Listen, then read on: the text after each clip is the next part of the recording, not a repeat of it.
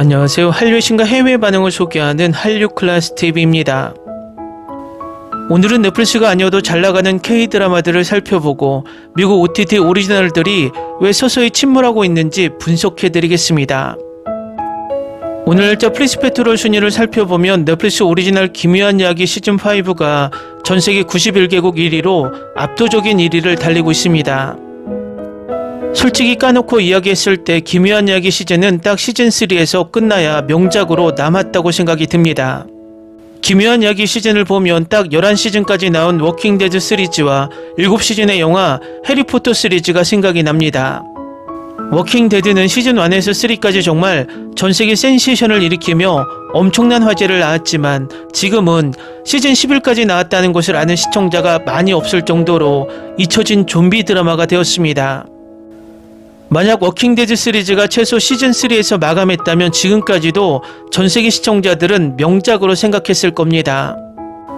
또 해리포터 시리즈 또한 7편 제작을 이어서 제작한 것이 아니라 너무나 긴 제작기간 텀으로 이미 성장해버린 주연들의 외모 때문에 후반 시리즈는 확실히 몰입도가 떨어진 것은 사실입니다.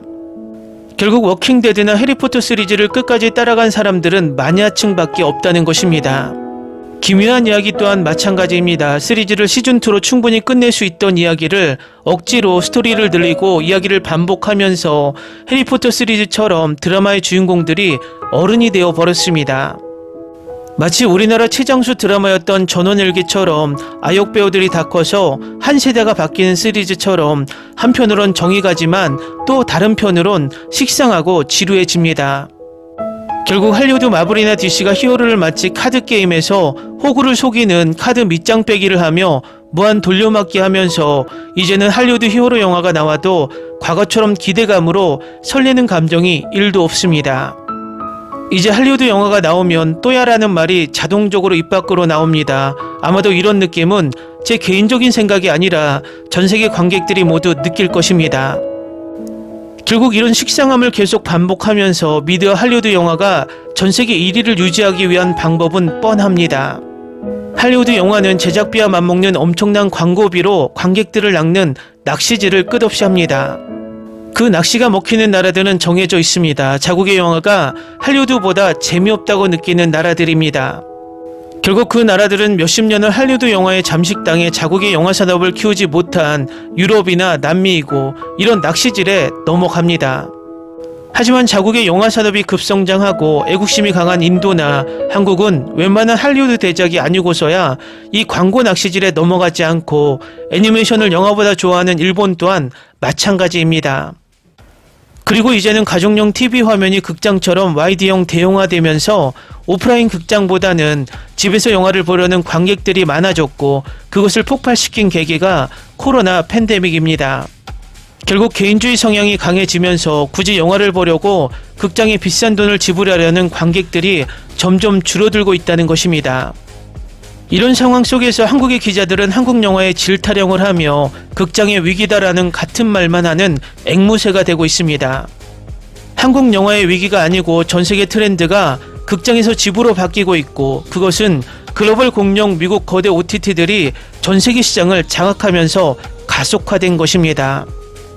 결국 이 상황은 정말 엄청난 대작이라 꼭 극장에서 봐야 한다는 의무감으로 얼마 전 전세계에서 신드롬을 일으킨 K-POP 데모넌터스와 같은 영화가 아니고서야 극장으로 소비자의 발을 끌어들이는 일은 극소수가 될 것입니다. 2차 세계대전 이후 전세계 일강을 굳건히 지키고 있던 미국 콘텐츠가 흔들리고 있는 것은 사실입니다. 앞에서 이야기했지만 글로벌 OTT가 등장하면서 이제 전세계 관객들은 미국의 콘텐츠뿐만 아니라 전세계 콘텐츠를 보면서 충분히 선택할 수 있는 능력을 키우고 있습니다. 미국 콘텐츠를 흔드는 것은 확실히 K 콘텐츠들입니다. 2021년 오징어 게임 등장 이후 K 콘텐츠는 2023년까지 넷플릭스 순위를 확실하게 압도했습니다. K 콘텐츠가 미드와 맞짱을 떴을 때 번번이 미드가 K 콘텐츠에 밀려 1위 자리를 내줬고 그 정점이 바로 더 글로리 때였습니다. 더 글로리 파트2가 2023년 봄에 나온 이후 전세계는 확실하게 드라마 부문에서 미드보다 K 콘텐츠가 압도하는 것을 인지했고 딱 그 2023년 봄에 미국의 작가 조합과 배우 조합에서 파업에 들어갔습니다. 이 파업의 표면적인 이유는 AI 대본이나 AI 배우의 등장 때문이라고 엉터리 분석을 했지만 진짜 속내는 K 콘텐츠의 엄청난 부상으로 인해서 한국의 작가들과 한국의 배우들에게 자신들의 파일을 빼앗길 위기를 표현한 파업이었습니다. 결국 넷플릭스는 그때부터 정확히 K드라마 사냥개들 등장부터 넷플릭스 순위 집계 방식을 그동안 총 시청 시간만으로 정했던 것을 총 시청 시간을 총 실행 시간으로 나눈 듣도 보도 못한 비과학적인 순위 방식으로 바꿉니다. 예를 들어 얼마 전 올라왔던 다 이루어질지는 총 시청 시간이 일드 아리스 & 보더랜드보다 높았지만 아리스 & 보더랜드는 1위, 다 이루어질지는 5위에 머물렀다는 것입니다. 결국 이 꼼수 순위 방식은 회차가 짧은 드라마들이 더 재미있다는 엉뚱한 공식을 만들어 버려서 상대적으로 평균 16화였던 K드라마들을 넷플릭스 순위 상위권에서 중하위권으로 밀어내며 미드를 1위로 만들어 버립니다. 혹자는 이 부분을 이렇게 이야기합니다. 우리도 미드처럼 짧은 회차로 만들면 된다고. K드라마가 전 세계에서 인기를 끌었던 이유는 미드처럼 시즌제가 아니라 16부작 단일 시즌으로 완벽한 결말을 내기 때문입니다. 결국 넷플릭스가 억지로 오리지널 K드라마를 시즌대로 만들어 드라마의 질을 떨어뜨린 대표적인 두 편을 꼽자면 스위트홈과 오징어 게임입니다. 또 대박이라고 평가를 받던 약한 영웅을 억지로 넷플릭스로 가져와 억지로 시즌2를 만들어 전편의 찬사를 갉아먹었습니다. 넷플릭스가 엄청난 투자로 K드라마 소재를 다양화하고 그동안 보지 못했던 장르를 계속 제작하게 만드는 것은 좋지만 K드라마 고유의 포맷을 깨트리고 미드화하면서 미드와 함께 질을 떨어뜨리고 있는 것은 사실입니다. 또 위에서 이야기했지만 K드라마를 이제 미드를 비춰주는 장식품처럼 취급하며 미드는 막대한 광고를 쏟아붓지만 K드라마는 이제 오리지널도 예고편 홍보조차 하지 않는다는 것입니다. 얼마 전 인기를 얻었던 피지컬 아시아는 유럽과 남미에 예고편조차 올리지 않았고 오징어게임 리얼리티쇼 오징어게임 더 챌린지 시즌2는 전세계 예고편 홍보를 대대적으로 했다는 것입니다. 결과는 피지컬 아시아가 오징어 게임 더 챌린지 시즌2를 압도했습니다. 피지컬 아시아의 예고편 홍보를 전세계에 했다면 이쇼의 인기는 더 컸을 것입니다. 이것은 단지 넷플릭스의 문제만이 아니라 디즈니 플러스, HBO 맥스도 마찬가지입니다. 디즈니 플러스에서 4위에 있는 조각도시는 현재 아시아 6개국에서만 순위가 잡히고 있는데 이 쇼는 단일 OTT로 방영하는 것이 아니라 미국은 훌루, 인도와 동남아시아는 디즈니 플러스 핫스타, 남미에서는 스타 플러스에서 방영합니다. 결국 단일 OTT가 아니라 순위가 아시아 6개국만 잡히면서 전세계 동시에 방영하는 미드에 당연히 순위에서 밀릴 수밖에 없는 구조입니다. HBO 맥스에서는 지금 친애하는 X가 방영되고 있는데 이 OTT 또한 아시아에서만 이 쇼를 방영하면서 아시아 모든 국가에서 1위에 올랐지만 순위 집계 나라들이 적어서 탑10에 들지도 못합니다. 결국 지금 미국 글로벌 OTT들이 K드라마를 가지고 미드 순위에 장식품으로 사용하고 아시아 구독자 확보에만 혈안이 되고 있다는 것입니다. 혹자는 순위가 뭐가 중요하냐란 말을 꼭 하지만 이렇게 가시적으로 나타나는 순위는 그 드라마의 평판을 만들고 순위에 들면 외신에서 보도하게 만들어 드라마의 인기와 가치를 높이는 효과가 있습니다. 결국 1대1 맞짱을 떠서 미드가 K드라마에 이길 수 없다고 판단하고 K드라마를 필요악처럼 이용하고 있다는 것입니다.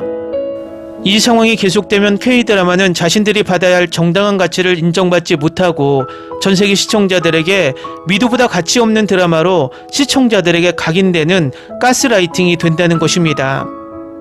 결론은 항상 같습니다. K드라마들이 너무 미국 OTT에 의존하지 않도록 OTT를 다변화하며 방영해야 하며 우리 컨텐츠를 우리의 OTT로 전세계에 방영하는 시스템을 갖추고 있어야 글로벌 OTT들이 K드라마로 장난을 치지 못한다는 것입니다. 위에서 언급했지만 넷플릭스나 디즈니 플러스가 우리 K드라마 전세계 확산에 많은 도움을 주었지만 그 OTT들이 자선사업가도 아니고 우리 컨텐츠가 그만큼의 수익과 구독자를 확보할 수 있는 역량이 있기 때문에 K 컨텐츠를 활용하는 것입니다. 프로야구에서 좋은 선수는 그만큼 좋은 대접을 하면서 모셔갑니다. 결국 홈런을 많이 치는 타자와 방어율이 낮은 투수를 모셔가려면 그만큼의 대가를 지불해야 한다는 것입니다. 그런데 지금 글로벌 OTT들은 홈런을 많이 치는 타자를 데려가 100개의 홈런을 쳤는데 50개밖에 못 쳤다고 데이터를 속이고 방어율이 1점대인 명품 투수를 방어율 3점대로 높여놓는다는 것입니다.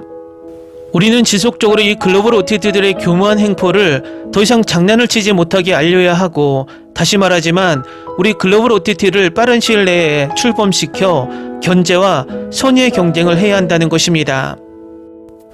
가끔 이 글로벌 OTT의 꼼수 순위에 속아서 댓글로 이 드라마가 넷플릭스에서 몇 위밖에 못해서 망작이야 라는 자기 스스로 무지를 드러내는 부류들이 있는데, 이 영상을 보고 정확한 사실을 알기를 바랍니다.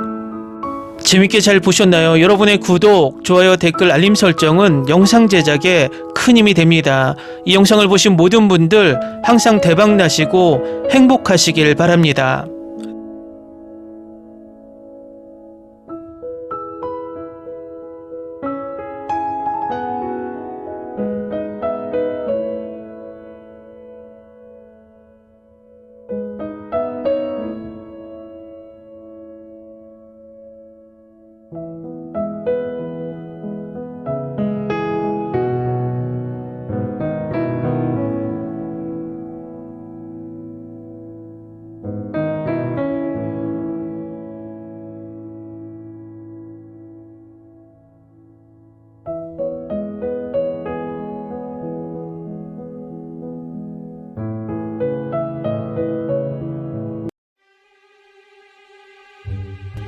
Ni se te ocurra.